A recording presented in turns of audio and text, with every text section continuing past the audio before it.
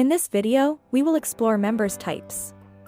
First, we'll go to the configuration section and click on members types. When the interface opens, we'll see the members types manage screen. Any members types we configure will be shown in a table here.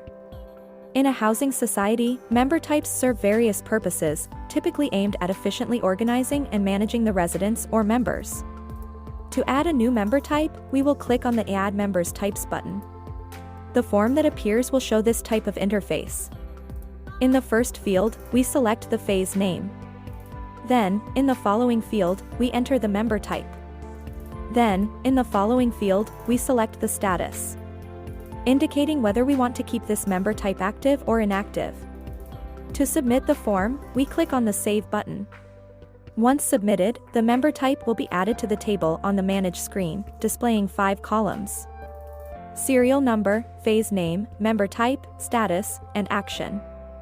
If we wish to delete or edit a member type, we can do so using the buttons provided in the Action column. If we set the status to inactive, the member type will be added here but will not be shown anywhere else in our system. Additionally, if we want to view our members types phase-wise, on the Manage screen, there is a drop-down menu above the table. When we choose a phase from it, only the members types related to that phase will appear in the table below.